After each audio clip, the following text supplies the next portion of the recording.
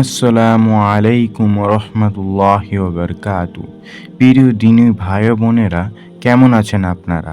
আশা করি সকলেই ভালো আছেন। আমাদের একটি প্রচলিত কথা আছে যা আমরা অনেকেই বলে থাকি। সেটি হলো, শুকরের নাম উচ্চারণ করলে ৪০ দিন মুখ নাপাক থাকে। এটি কি আদৌ সত্য এবং ইসলাম শরিয়ত কি বলে? শুকরের আরবি ভাষায় বলে খিনজির বলে ডাকা হয়।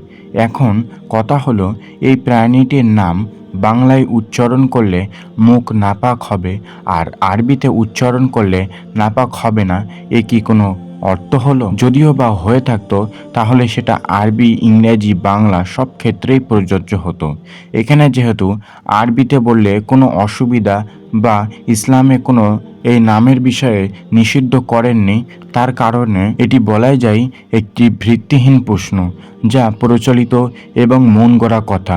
হ্যাঁ, আল্লাহ আমাদেরকে শুকরকে হারাম করেছেন, আর হারাম বস্তুর প্রতি ঘৃণা থাকবে, এটাই স্বাভাবিক। কিন্তু তাই বলে শুকরের নাম মুখে উচ্চারণ করলে মুখ নাপাক হয়ে যাবে, এই কথাটাই পুরোটি ভিত্তিহীন কথা। তাই আমরা এই শুকর নামটি বলতে পারি, এতে কোনো গুনাহ হবে না। আল্লাহ আমাদের সঠিক কি সেটা জানার এলেম দান করুন। এই ভিডিওটা তাদের কাছে শেয়ার করে দাও যারা এই সমস্ত কথাবার্তা বলে অন্যকে বিভ্রান্ত করে থাকে। আর এমনই সমাজে চলাফেরা, ভুলভ্রান্তি এবং ইসলামিক কন্টেন্ট পেতে গেলে আমাদের চ্যানেলটিকে সাবস্ক্রাইব করে রেখে দিও। এতে তোমার দুনিয়াবি এবং আখেরাতে দুটোই কল্যাণ হবে ইনশাআল্লাহ।